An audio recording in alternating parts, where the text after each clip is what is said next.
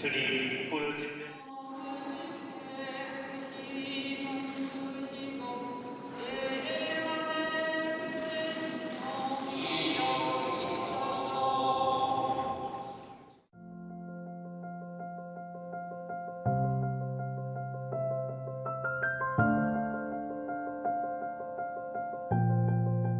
그래서 이 장기기증은 사람다운 가치에 아주 높은 의미를 나타내는 고귀한 사랑의 행위입니다.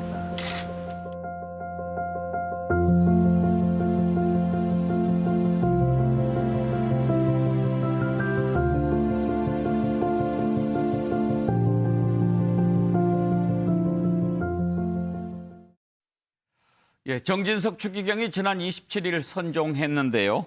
오늘 문재인 대통령 내외도 조문을 했습니다. 고 정진석 추기경이 우리 사회와 또 천주 교계에 남긴 족적, 그 의미를 한번 짚어보겠습니다. 김준혁 교수님은 한신대 교수신데 가톨릭 신자시라고요. 네, 그렇습니다. 예, 오늘 또 조문 다녀오셨고. 예, 방송 출연 전에 예. 명동성당에 가서 정진석 추기경님 조문을 좀 하고 왔고요. 예. 굉장히 많은 분들이 조문에 오셨고 또 조문만이 아니라 이제 미사 참여를 하시려고 많은 분들도 계셨습니다. 예. 하여튼 그 정진석 추기경님 같은 경우는 이제 탁월한 외국어 능력을 갖고 계셔서 그 많은 외국의 천주교 서적들을 이렇게 번역을 하시면서 우리에게 천주교 신앙의 가치를 갖다 알려주셨는데 그것보다도 더 중요한 것은 자신이 갖고 있는 모든 것들을 이렇게 사람들에게 나누어주는 예. 그런 일을 하셨죠. 그래서 뭐 많은 분들이 알고 계시겠지만은 장기도 다 기증해 주시고 네. 마지막 남은 금전까지도 무료 급식소에 다 이렇게 나누어 주시면서 마지막 남은 통장 잔고가 800만 원이었다고 하더라고요. 네, 그렇습니다. 그래서 서울대교구에서 운영하는 무료 급식소하고 어린이 신앙 공동체를 위한 예. 기관에다가 그것마저도 다 나눠주셨는데 이런 부분들을 갖다가 우리가 잘 좀 받아들이고 계승하는 예. 일을 했으면 좋겠습니다. 예, 정말 아낌없이 주고 가는 그런 수도자의 삶 보여주신 분이죠. 최경철 의원은 정진석 추기경 어떤 면에서 기억합니까?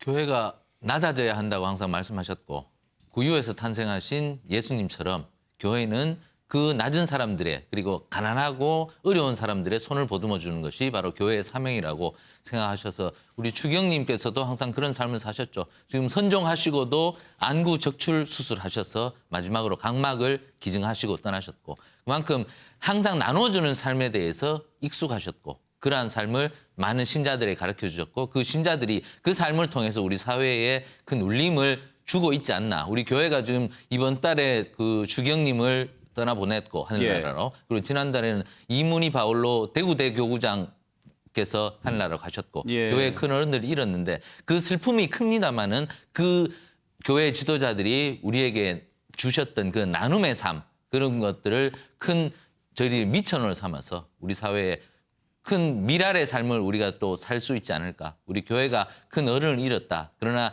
그 교회의 어른을 잃었지만 그 삶이 우리에게 주었던 교훈은 우리에게 남아서 우리 사회를 좀 더 변화시킬 수 있는 동력으로 작용하지 않을까. 저는 이렇게 생각해 봅니다. 예, 김수환 추기경에 의해서 정진석 추기경이 이렇게 떠나는 것 참 우리에게는 너무나 빈자리가 크게 느껴지지만 또 그 가르침이 계속 이어지는 것 아니겠습니까?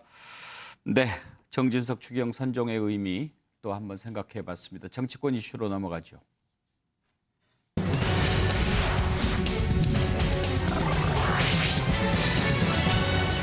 차기 검찰총장이 누가 될지 검찰총장 후보 추천위원회가 오늘 후보를 4명으로 압축했습니다. 관심을 모았던 이성윤 서울중앙지검장 최종 후보군에서 탈락했습니다. 이번에 검찰총장 되지 못합니다. 검찰총장 후보 4명 김오수 전 법무부 차관, 구본선 광주고검장, 배성범 법무연수원장 그리고 조남관 현 대검 차장검사인데요. 이 4명 가운데 1명을 박범계 장관이 대통령에게 추천하죠. 그러면 대통령이 임명을 하게 되는데 박상기 전 법무부 장관이 후보 추천위원장입니다. 어떻게 진행했는지 밝혔습니다. 들어보시죠. 기준으로 심사하실 예정인지. 오늘 규정 절차에 따라서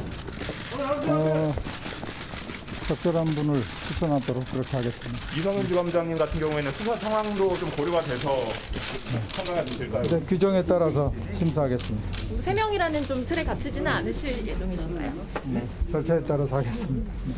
네, 검찰총장 후보 추천위원회를 개최하겠습니다. 현재 검찰개혁 논의가 진행되고 있고 정부 검찰을 지휘하는 검찰총장의 중요함은 새삼 강조할 필요도 없겠습니다.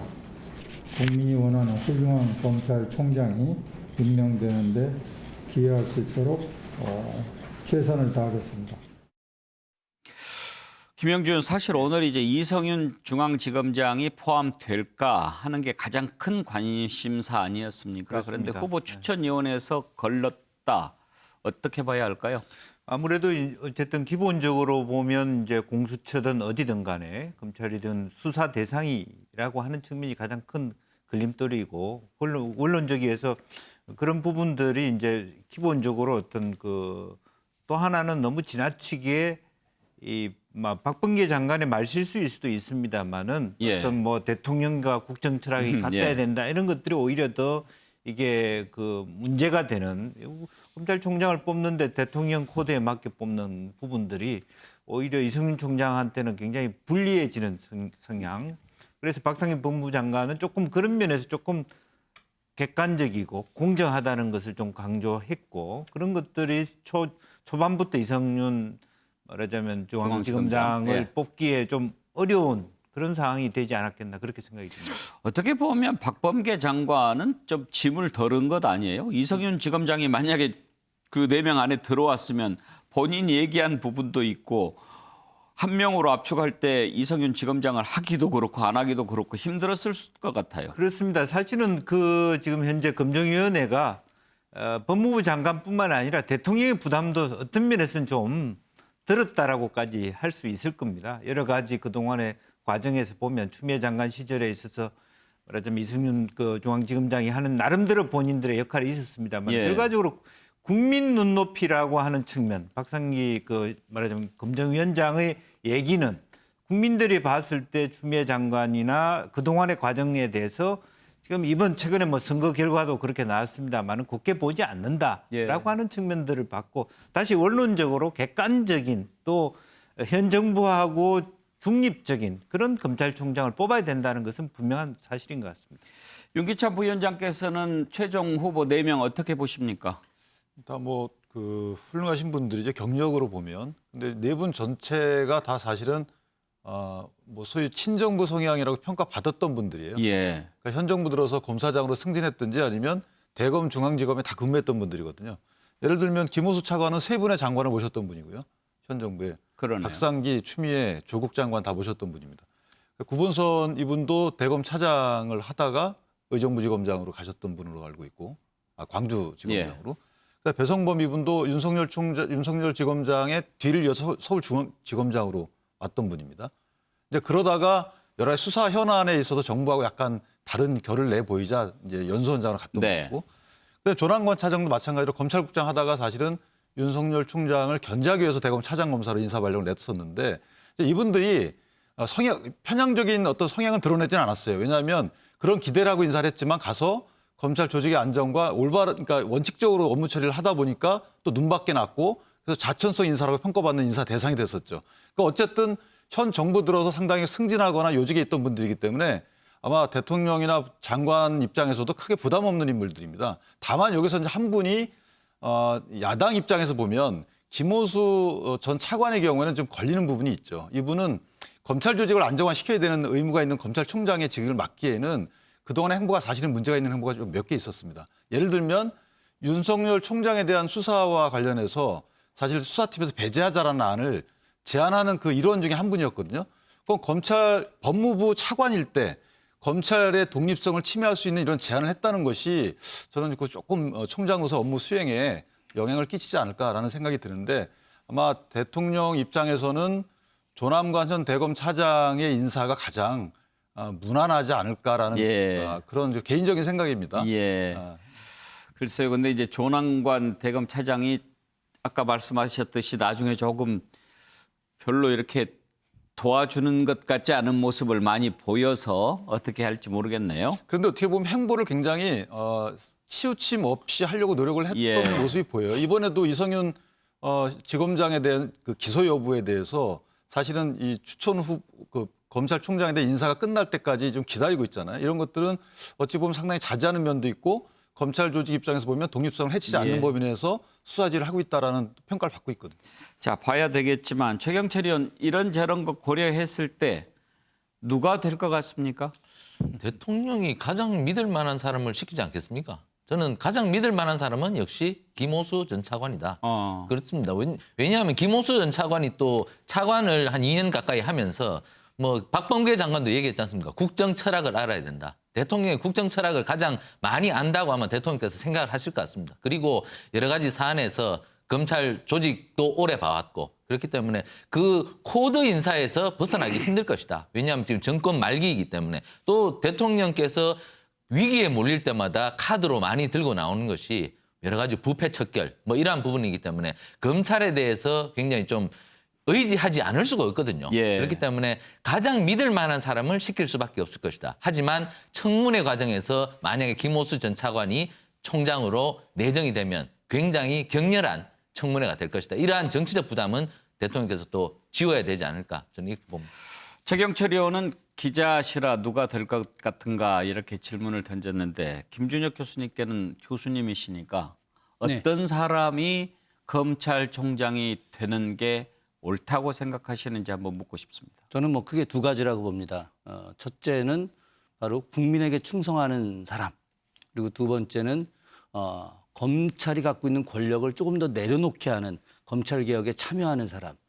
실제로 우리가 그 윤석열 전 검찰총장을 굉장히 높이 평가했고 그래서 그분이 검찰총장으로 오는 것에 대해서 굉장히 기뻐했었거든요. 왜 그러냐면 그분이 뭐라고 이야기를 했느냐. 사람에게 충성하지 않는다라고 하는 그 말 한마디. 그 한마디로 사실 온 국민이 열광했었거든요. 그런데 나중에 보니까 분명히 이제 사람이나 조직에 충성하지 않는 듯한 모습은 보였는데 가만히 보니까 자기를 위한 그 검찰총장의 역할을 한 것이 아닌가라고 하는 의구심을 굉장히 많은 분들이 갖게 됐던 거죠. 그래서 국민들은 사람에게 충성하지 않아도 되고 특정 조직에 충성하지 않아도 되는데 자기에게 충성하는 사람 원하지 않는다. 결국 누구를 원하는 거냐? 국민에게 충성하는 사람을 원한다. 그러니까 이번 검찰총장은 당연히 국민에게 충성하는 사람이 되어야 한다. 그리고 자신이 가진 권한을 좀 내려놓게 하고 그래서 국민들에게 우리가 보답하는 그런 검찰이 되자라고 이야기하는 사람이 되어야 한다. 예. 이렇게 생각을 합니다. 정조대왕 전문가시죠? 네, 그렇습니다. 혹시 정조께서는 사람 뽑을 때 특별히 이렇게 두었던 기준이 있었나요? 그 정조의 인사 정책의 핵심은 뭐냐면 우리가 이제 그 줄론탕평, 완론탕평 이렇게 이야기를 하는 데 있어서 완론탕평이라고 하는 것은 바로 영조대 지분 나누기 탕평이고요. 정조 시대의 어떤 인사 정책의 핵심은 바로 인물본위 정책입니다. 그러니까 필요한 사람이 있다 싶으면 그 사람의 어떤 뭐 당파나 이런 것들을 고려하지 않고 철저하게 업무 능력을 기준으로 해서 뽑았거든요. 예. 저는 바로 이런 정조의 인사정책이 이번 검찰총장에도 그대로 적용되기를 바랍니다. 예. 반듯한 검찰총장, 그러면서 좀 시끄럽지 않은 검찰총장 임명이 됐으면 좋겠는데요. 다음으로 넘어가겠습니다. 국회에서는 법제사법위원장, 법사위원장 아주 중요한 자리죠. 윤호중 신임 원내대표가 맡았던 자리 이제 공석이 됐는데 후임에 박광온 민주당 의원이 내정됐습니다. 여기에도 정청래 의원이 물망에 올랐었는데 되면 안 된다. 뭐 이런 얘기도 많이 나오고 정청래 의원 내가 되면은 하늘이 무너지냐 뭐 이렇게 글도 올렸던데 박광온 의원이 내정이 됐고 정청래 의원은 쿨하게 받아들이겠다. 그렇게 얘기를 했습니다. 관련된 녹취 들어보죠. 더불어민주당 원내 지도부는 4월 임시국회 본회의에 법사위원장을 추천하기로 했습니다. 법사위원장은 4선 의원 중에서 상임위원장을 하지 않았던 우상호, 우원식 두 분 중에서 당대표 선거에 출마한 우원식 의원을 제외하고 대상자인 우상호 의원에게 제안을 했지만 원내대표를 역임한 경우 상임위원장을 하지 않는다는 관례를 들어서 거절했습니다. 선수와 나이를 고려한다는 당의 관례에 따라서 3선의 박광온 의원에게 제안을 했고 본인이 수락함에 따라서 박광온 의원을 법사위원장으로 추천하기로 했습니다. 그런 이야기들이 있어서 어제 국회의장께도 합의되지 않은 의사 일정을 강행하는 것은 결코 있어서는 안 된다고 강하게 항의를 해놓은 상태입니다. 지난 4.7 재보궐선거에서 민심이 민주당을 완전히 떠난 이유를 아직도 잘 모르는 것 같습니다. 174석을 가지고 있다고 법사위원장을 야당과 협의 없이 함부로 뽑는다면 국민들의 매는 점점 더 쌓여갈 것이라고 보고 있습니다. 윤기찬 부위원장, 이번에 국민의힘은 법사위원장 혹시 야당한테 주지 않을까 이런 기대했었던 모양이죠? 기대를 뭐 하고 있는데요. 사실은 지금 이렇게 내정한 게 원내대표가 국민의힘 원내대표가 정해지는 것이 이제 금요일이거든요. 그 전에 저렇게 내정하는 것은 주지 않겠다는 의사로 비춰지고 뭐 국회의장께서 중재해서 다음 달로 선출 일자를 정했지만 그러니까 박광온 내정자가 바뀌는 것이 아니고 선출 일자만 본회의에서 표결을 해야 되기 때문에 선출 일자만 연기된 것이라서 아마 협의하는 과정만 거치는 듯 보인단 말이죠.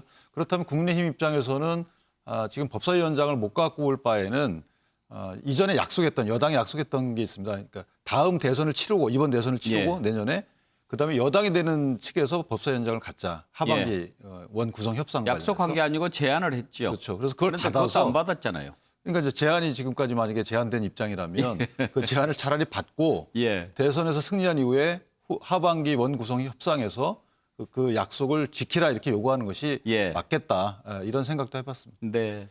김영주 의원, 그런데 정청래 의원 얘기도 나왔는데 정청래 의원보다는 박광온 의원이 좀 더 온건한 편으로 분류되죠? 뭐 그런 면도 있고 또 뭐 나이라는 부분도 있습니다만은 물론 뭐 선수 우선이겠습니다만은 박광온 의원은 제가 뭐 두 분 다 잘 알고 지내는 사이입니다만은 굉장히 그 방송인이었고 또 온화하고 또 나름대로 법사위원장이 가지고 있는 그 상징성이라고 하는 게 법이라고 하는 게 매우 중립적이고 이렇게 좀 뭐랄까 나름대로 권위도 좀 있어야 되는데 이제 그런 면에서 좀 상대적으로 보면 정청래 의원보다 국민들이 바라볼 때 박광온 위원장이 조금 더 국민들을 좀 편안하게 생각할 수 있고 실제로 법사위라고 하는 게 현재 우리나라 국회에서 제일 힘 있는 자리이기 때문에 이제 그런 면에서는 조금 더 박광온 위원장이 되시는 것이 더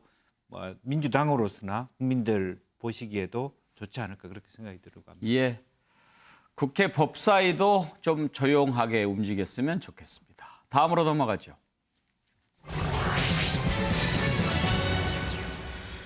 민주당 강성 지지층 문자 폭탄을 놓고 당 내에서 서로 다른 반응이 나옵니다. 요즘에 또 대표 뽑고 최고위원 뽑는 경선 과정이라서 더 이런 게 많은 것 같은데요. 이런 문자를 두고 일부 의원들은 뭐 그런 것은 괜찮지 않느냐, 심지어 권장해야 된다. 그리고 이런 정도는 감당해야 되지 않느냐 이런 의견을 내는 인사가 있는 반면에 이런 것 계속하면 그야말로 재집권 멀어진다. 오히려 이렇게 힘들게 하면 안 된다라고 하는 소리도 있습니다. 목소리는 높은데 어떤 소리가 더 국민들의 지지를 받는지 그건 잘 모르겠습니다. 과연 양념일까요? 독일까요? 생각해 보겠습니다. 녹취들을 한번 쭉 들어봅니다. 뭐 당신이 쓰레기라는 것을 알리고 싶었다면 성공입니다. 축하합니다. 뭐 그쪽 일당들하고 다 같이 탈당하고 더민주 이름 더럽히지 말아라. 뭐 몇 가지 좀 제가 뽑아봤는데 그 지지자라는 분이 결국 이제 우리 민주당원은 한 400만 명 되고 권리당원이 한 70만 명 됩니다. 사실은 이 한 2, 3천 명, 한 2천 명 되시는 이 강성 지지층들이 너무나 적극적으로 관여를 하기 때문에 70만 명의 목소리가 이 2천 명에 다 묻혀버리는 거죠. 그런 문자 폭탄 보내시는 분들한테 당신들 때문에 과잉 대표되는 당심, 이게 민심과 점점 더 대표되는 걸로 보여진다. 그러니까 좀 설득해야 된다, 그 부분을. 자제해 주라. 아. 라고 이제 명시적으로 말씀을 해 주셔야죠. 문자 폭탄 말씀하셨는데 그 강성 지지자라고 표현될 수도 있지만 저는 적극적으로 의사를 표시하는 지지자들이라고 좀 생각하는데요. 예. 당연히 민주주의 사회에서는 그런 적극적인 의사 표시는 권장되어야 된다고 생각합니다. 특히나 국회의원 같은 경우에는 그런 그 국민의 목소리 그리고 당원의 목소리를 계속 청취해야죠. 또 한편으로는 예전에 김대중 대통령께서도 그 얘기하셨습니다. 하다못해 담벼락에 대고 욕이라도 하라고 했거든요. 표현의 자유 영역에 있는 범위 내에서는 저는 그렇게 뭐 제한을 하거나 할 게 아니라 오히려 권장하고 오히려 그 권장해야 의견들을 된다. 저희가 충분히 들어야 된다 생각하고 있습니다. 민주당에는 다양한 구성원들이 있다라는 생각이 들고요. 그 색깔로 비유하면 빨주노초 파란불을 넘어서 정말 많은 색깔이 있습니다. 그중에서 몇몇 색깔이 도드라져 보일 수는 있습니다. 하지만 그렇다고 그 색깔이 다른 색을 지울 수는 없다고 생각하거든요. 조홍철 의원님께서는 그런 말씀을 하실 수는 있지만 당원들이 의원들한테 문자 보내는 거에 대해서는 그냥 저희가 선출직이지 않습니까? 선출직이라면 뭐 그 정도는 저희 감당하고 가야 되지 않나 싶습니다. 다만 그 내용들이 개인의 신상을 심각하게 모독하거나 명예를 훼손하거나 그런 어느 수준에 넘었다라고 하면 그건 문제가 되겠죠. 예, 감당해야 된다. 아니 오히려 권장해야 된다. 이런 의견을 내는 의원도 있고 이건 너무 지나치다. 이렇게 불평하는 의원도 있네요. 최경철 의원도 혹시 패널 하면서 그런 문자 받아본 적도 있나요? 네, 뭐 그런 거 있죠. 저는 뭐 이메일을 굉장히 많이 받아본 적이 있습니다. 예. 저분들이 그 메일도 엄청나게 쏩니다. 그러니까 메일을 막 하루에 수백 통씩 막 쏘고 이런 걸 받아봤는데 뭐 기레기야 뭐 이러면서 그게 뭐 사실 지우면 되긴 됩니다. 그 후다닥 지우는 방법이 있는데 문자도 마찬가지로 후다닥 지우는 방법이 있긴 하지만 그렇지만 윤건영 의원 표현처럼 선을 넘어서는 안 된다는 것이죠. 선을 넘는다면 이것은 상대로 하여금 공포심을 유발시키기 때문에 이것은 폭력이 되는 것이죠. 그렇기 때문에 아마 현행법에서도 이런 식으로 해서 내가 폭력의 피해를 입었다고 고소를 하면 아마 형사처벌도 되는 걸로 알고 있습니다. 그렇기 때문에 선을 넘어서 이것이 폭력적으로 변질된 경우 이것은 해서는 안 되는 행동이다. 이것은 그때부터는 양념이 될 수가 없다. 그렇기 때문에 남의 표현의 자유 물론 중요합니다. 하지만 다른 사람의 인권을 짓밟아서는 안 된다. 오늘 조홍천 의원 얘기한 것처럼 쓰레기 그리고 머리 검은 짐승 상대를 짐승이라고 표현하는 것은 이건 폭력이죠. 그렇기 때문에 이런 위압감을 주는 이러한 표현은 절대로 해서는 안 된다. 이것은 표현의 자유로서 용인될 수 없다. 민주당 열혈 지지층들이 정치에 대한 관심이 높은 것은 좋습니다만은 다른 사람의 자유를 짓밟는 행동은 해서는 안 된다. 저는 좀 이런 선은 좀 지켜주고 절제하는 민주주의가 필요하다. 저는 이렇게 봅니다. 김준혁 교수 시각은 어떠신가요? 저는 뭐 기본적으로 그 표현의 자유는 인정해야 된다. 사실은 지금 이제 디지털화 시대가 되었지 않습니까? 결국은 자기의 의견을 표시하는 방법들이 이제 문자로 주고받는 거죠.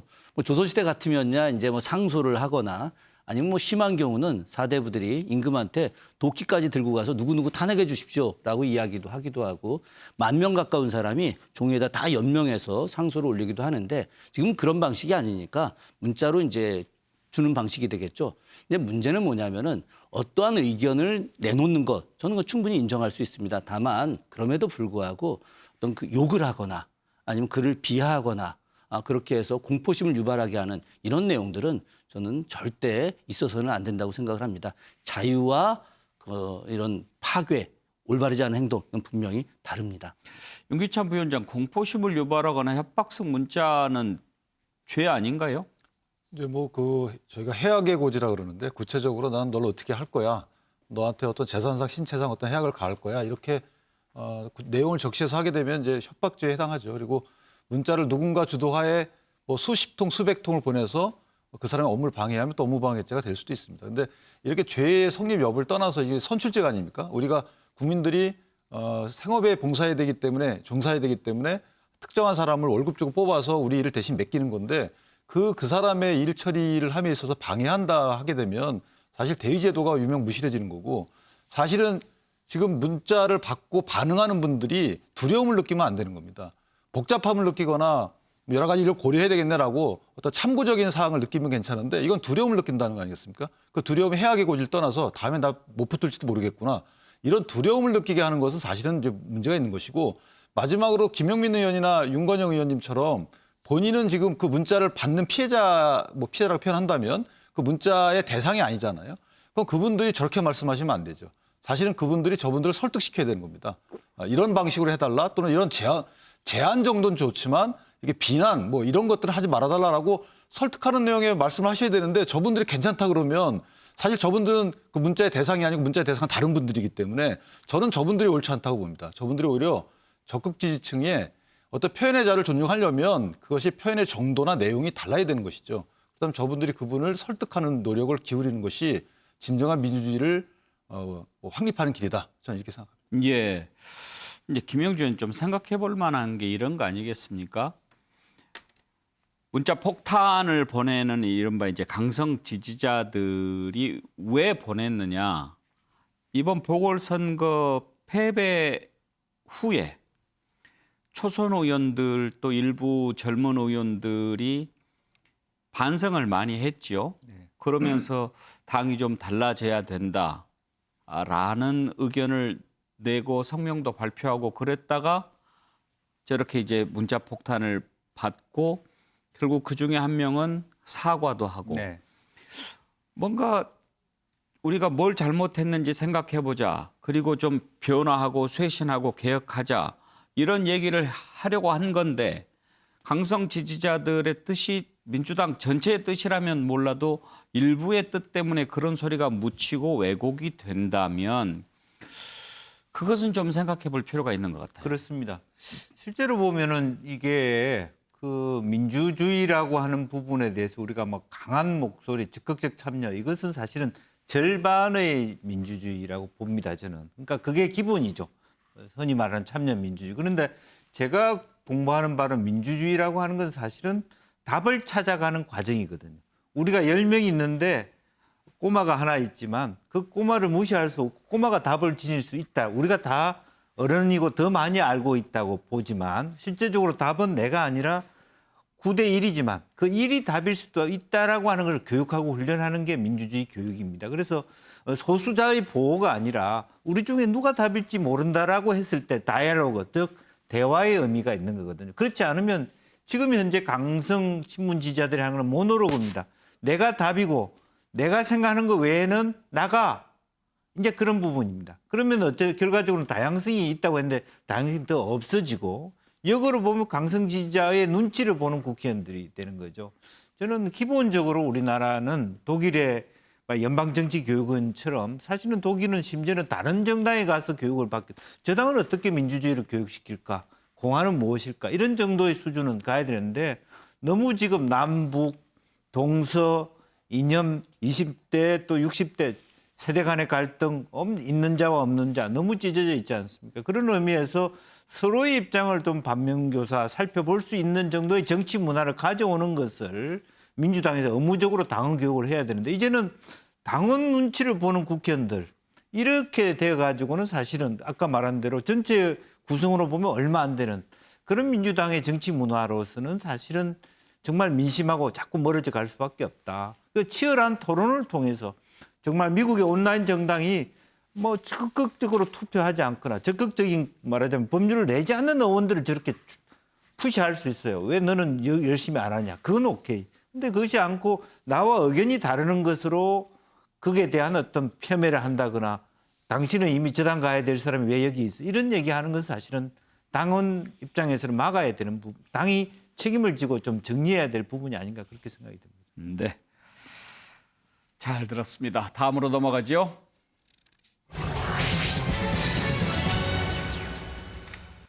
변죽만 올리고 확실한 의사표명이 없는 윤석열 전 검찰총장. 기다리다가 지쳤을까요? 국민의힘에서 조금씩 견제구가 날아옵니다. 서울경찰청장 지냈던 김용판 의원, 윤석열 총장 사과해야 된다, 이렇게 지금 주장하고 나섰고요. 이에 이어서 주호영 원내대표도 윤석열 총장은 과거 수사에 대한 입장을 정리해야 된다, 이렇게 또 거들고 나섰습니다. 이것은 어떤 의미가 있는 말일까요? 한번 생각해 보겠습니다. 두 사람 얘기 들어보죠. 윤석열 전 검찰총장께서 우리 당에 오시겠다고 아직 말씀이 없기 때문에 우리 당 안에서 그 논의가 사실은 그렇게 없는 상황입니다. 일반적으로 공직에 오래 있었던 사람은 공직을 수행하는 과정에 있었던 결정 때문에 본의 아니게 피해를 입었다고 생각하는 사람들이 있을 수 있습니다. 특히 제 같은 경우 재판의 오판이라고 판단하는 당사자도 있을 테고, 또 검찰 수사 과정에서 억울하다고 느끼는 분도 있는데, 직업상 뭐 어쩔 수 없는 그런 것들인데, 그 점에 관해서는 본인이 정리할 필요가 있다고 저는 그렇게 보고 있습니다. 법조계에 있던 분들이 퇴임하면서 내 직무 수행 중에 본의 아니게 피해를 입은 분들에 대해서 죄송하다고 뭐 그런 인사하는 것도 아마 그런 차원. 그야말로 우리가 문재인 적폐 그것을 크게 비난한 우리 당에서 그 적폐 청산을 실제 실행한 행동 대장격은 사실 윤석열 총장 아닙니까? 그렇다면 반드시 전환 과정을 거친 가운데서 오는 것이 정도죠. 윤석열만이 대안이고 답이다라는 데서는 동의할 수 없고, 그런 관점을 가진다 그러면 우리 당은 당 차이가 없다 생각합니다. 사과할 일에 대해서는 진정성 있게 사과하는 과물탄계의 전환 과정을 거쳐야 한다는 것입니다. 도끼는 잊어도 나무는 잊지 않습니다. 자신이 틀렸다고 인정하는 것을 두려워하거나 기피해서는 안 됩니다. 진정성 있게 고해성사하는 과정을 거쳐야 윤 전 총장께서도 새로운 힘을 얻을 것이고, 예의주시하고 있는 수많은 우익 인사들도 고개를 끄덕일 것입니다. 예, 윤기찬 부위원장께 먼저 좀 물어볼까요? 저런 생각을 갖고 있는 사람들이 또 더 있을 수도 있는데, 그렇지 않아도 지금 머뭇거리는 윤석열 전 총장 들어오기가 더 어려워지지 않을까요? 저는 저런 생각을 갖고 있는 분들이 많으면 당의 미래는 암울하다고 생각을 합니다. 왜냐하면 물론 공과가 있어요. 그리고 뭐 재조사해서 어떤 특별한 개인적 뭐 이해관계 때문에 잘못 처리했다 그러면 처단을 받아야죠. 그런데 업무 처리 과정에 있었던 일이고, 그거에 대해서 본인의 개인적 소회를 밝히는 걸 떠나서 사과하라고 하게 되면, 그러면 이전 정부에 대한 적폐청산이라고 예를 붙이면 이전 정부에 대한 수사를 통한 뭐 과학 척결은 잘못된 거고, 현 정부에 대한 수사를 통한 과학 척결은 잘 된 거냐, 또 이런 시각이 또 생길 수 있는 것이거든요. 그래서 검찰 공무원으로서는 사실은 그 당에 몸담은 사람 입장에서 보면 상당히 불편하겠지만, 어쨌든 국민들 시각에서 보면 그 당시에 거학도 거학이고 현재 거학도 거학인 거죠. 그렇다면 이것을 차별해서 지금 사과를 하라고 한다면 윤석열 총장이 갖고 있는 정치적 자산인 공정에 대해서 내려놓아라라고 하는 거 똑같거든요. 그래도 당신은 대선 후보 출마하지 마라고 똑같은 겁니다. 그러면 국민의 입장에서 우리 당에 들어와라고 하면서 저런 시각을 내비치는 것은 저는 진심이 없다라고 평가받을 만하다. 따라서 저는 일부의 분들이길 바랍니다. 최경철 의원, 그나저나 윤석열 전 총장 언제쯤 나올 것 같아요? 뭐 들은 얘기 없어요? 저런 검증에 화살이 날아오는 것을 다 맞아야죠. 그러니까 일찍 맞아야 된다. 저는 김용판 의원 빨리 얘기를 잘했다고 생각합니다. 저게 나중에 대선 국면이 본선이 벌어졌을 때 저런 것이 막 터져나와 보십시오. 그때부터는 막을 수가 없습니다. 근데 미리 지금 뭐 백신 맞듯이 백신을 많이 맞아놓는 것이 나중에 링에 올랐을 때 건강한 체질이 된다. 정말 본선에서 잘할 수 있다. 저는 김용판 의원 오늘 물어보니까 그 의원실로 전화가 빗발친답니다. 왜 그런 소리를 했냐고. 하지만 김용판 의원이 저 말은 그 윤석열 전 총장에 대해서 미리 검증을 하는 절차다. 저는 지난주에도 이상직 의원에 대해서 얘기하면서 정당이 공직 후보자에 대한 문제기 기능을 잘해야 된다고 얘기를 했었는데, 윤석열 총장도 마찬가지입니다. 정당 내에서 검증을 잘하고 필터링을 먼저 해봐야 됩니다. 그것을 국민들에게 직접 맡겨서는 안 됩니다. 정당에서 윤석열이라는 사람이 대통령이 할 수 있느냐 그 자격을 미리미리 잘 따져야 한다. 개인적으로 김용판 청장은요. 저것 한 2년여 동안 재판받으면서요. 변호사 비용 자기 개인 돈으로 다 하고 엄청난 고초를 받았습니다. 얼마나 그 심적인 상처 그리고 경제적인 상처 이런 것이 컸겠습니까? 하지만 저 말을 하는 것은 사적인 것이 아니고 결국 우리 정당이 내놓을 후보는 우리 스스로 검증을 잘해서 국민들에게 깨끗한 후보를 내놓겠습니다. 이러한 얘기라고 생각합니다. 그렇기 때문에 윤 총장도 저러한 부분에 대해서 잘 검증을 받아서 건강성이 있는 후보로 탄생된다면 저는 훨씬 더 좋은 결과를 볼 것이다.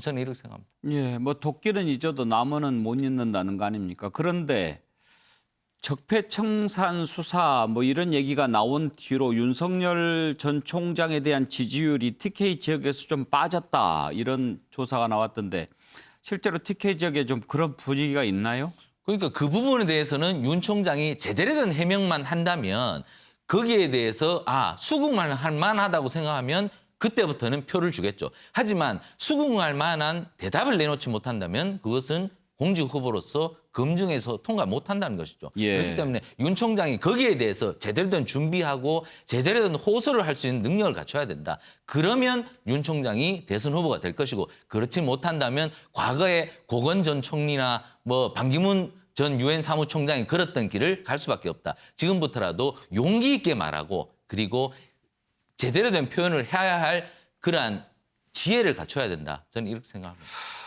사과 논란을 떠나서 김준혁 교수께서는 윤석열 전 총장이 혹시 정계 진출을 선언한다면 그 전에 좀 정리해야 될 단계들이 뭐 있다고 생각하십니까? 저는 뭐 분명히 그 정계 진출할 거라고 거의 확신을 하고 예. 있습니다. 그런데 지금 이제 말씀하셨듯이 해야 될 뭐 과정 같은 게 있지 않겠습니까? 뭐 그런 건 뭐 우리 국민들은 뭐 누구나 다 알고 있죠.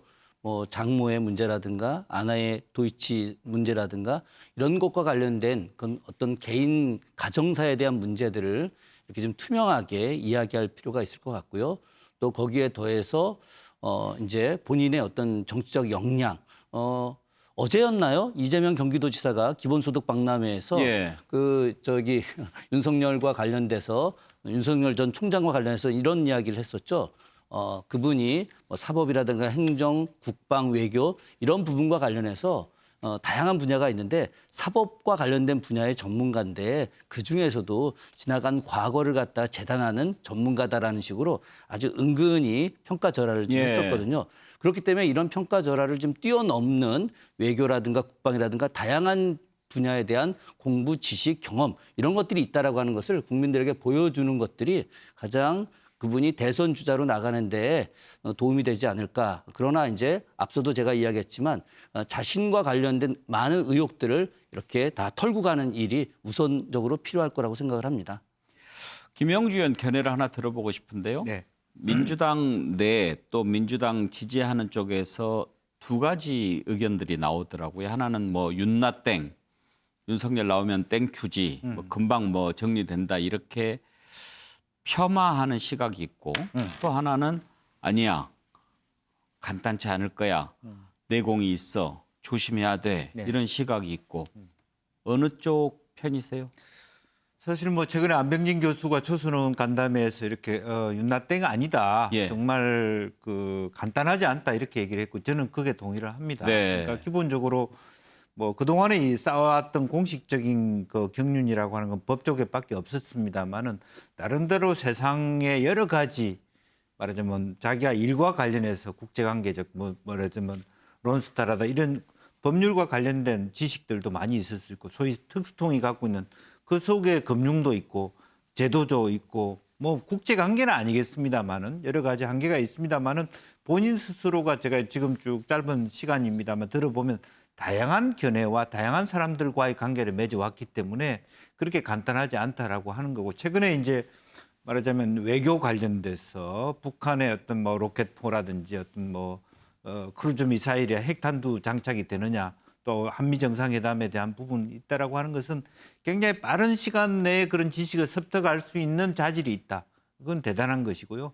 대통령이라고 하는 자질은 모든 부분에 박사일 필요는 없거든요. 일정한 관심과 핵심을 가지면서 누가 전문가를 모셔올 수 있는 열린 마음만 있으면 되기 때문에 그를 너무 과하게 한쪽밖에 모르는 사람으로 평가해서는 안 될 것이다. 그래서 제대로 준비하고 제가 보기에는 첫 번째의 말하자면 이제 뭐 기본소득이든 뭐 개념의 공부를 제대로 하기 시작하면 우리가 흔히 민주당 많은 후보들이 많이 아는 것처럼 보이지만 사실은 세계가 굉장히 빨리 변하고 있기 때문에 오히려 특히 586들이 좀 공부해야 될 것이 자기가 마치 전문가처럼 착각하는 경우가 굉장히 많습니다. 그러니까 자기가 정치적으로 많이 이해하는 거하고 전문가하고 다르다는 것을 인식해서 정말 준비를 철저히 해야 된다. 그렇게 생각이 듭니다. 네. 다음으로 넘어가겠습니다. 방송 진행자 김어준 씨 논란이 계속되고 있는데요.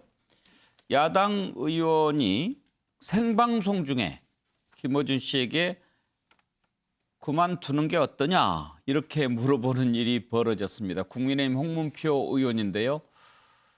아직 물러날 생각이 없다고 답을 했다고 합니다. 그 장면을 한번 직접 보시죠.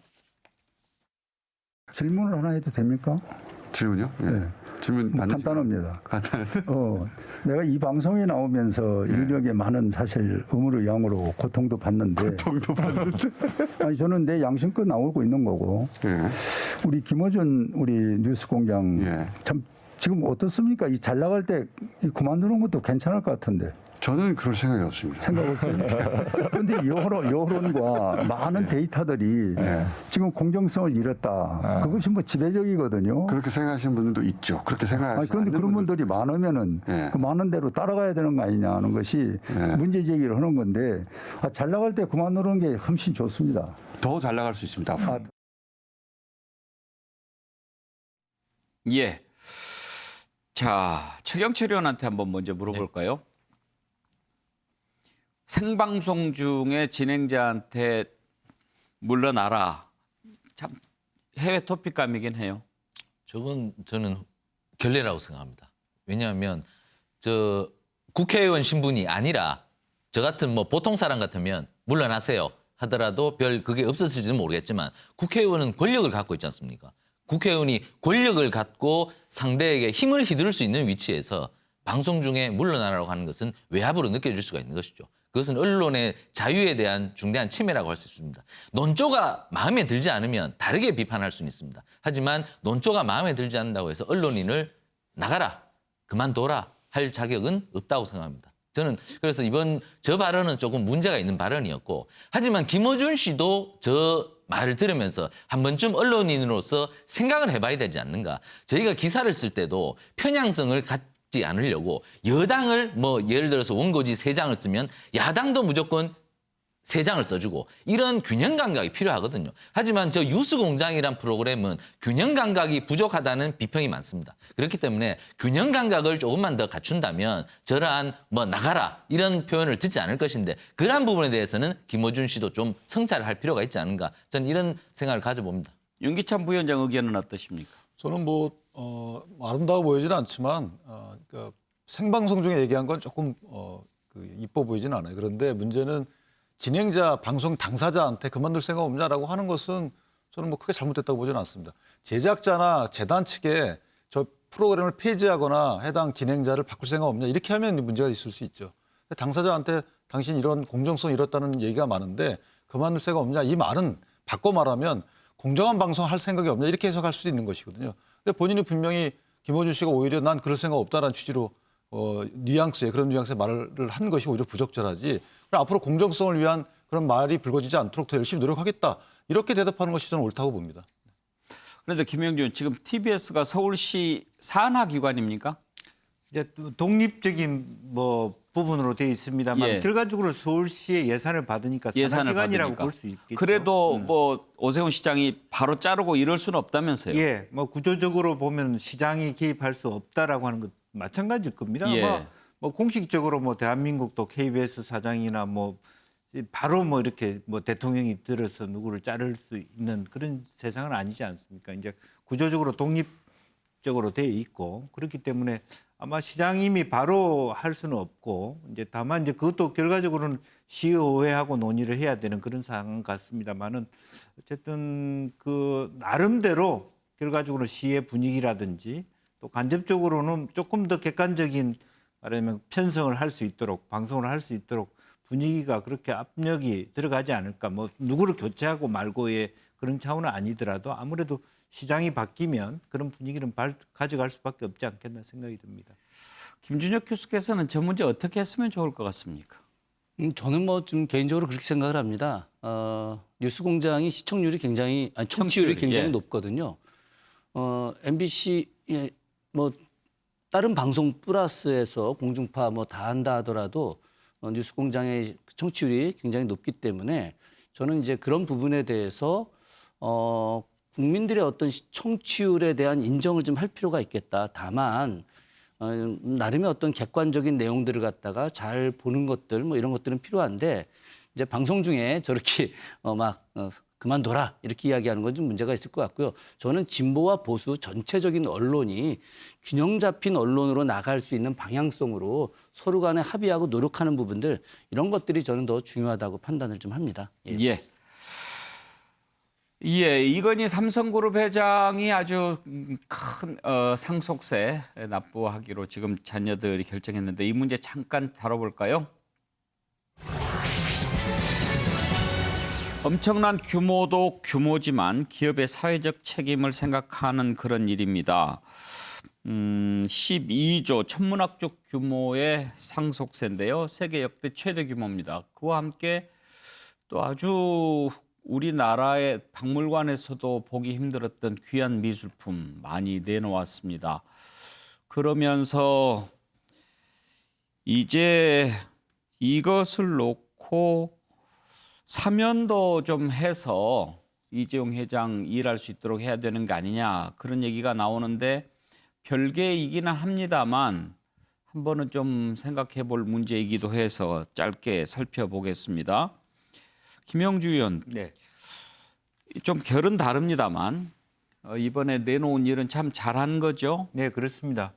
뭐 실질적으로 보면 이제 그 이건희 회장의 유지도 마찬가지로 예. 이병철 전 회장도 결국 사람이 마무리를 잘해야 된다, 상속세 많이 내야 된다 이렇게 말씀하셨다는 말씀이 있었고 그것을 여러 가지 어떤 뭐 내부적으로 뭐 물건이라든지 그림이라든지 측정하는 가운데서의 고민이 없지는 않았겠습니다만 그런 결단을 내렸다는 것은 굉장히 의미가 있고 또 지금 내용 자체도 보면 우리나라의 정말 글작들, 국보급들이 다시 국가에 간다라고 하는 것은 사실은 의미도 있는 것이고요. 이제 그런 의미에서 아주 잘한 선택이었다 그렇게 봅니다. 윤기찬 위원장이 이제 그래서 이렇게 그 내놓은 것에 대한 평가도 있지만 지금 이제 이재용 부회장 계속 수감 중이지 않습니까?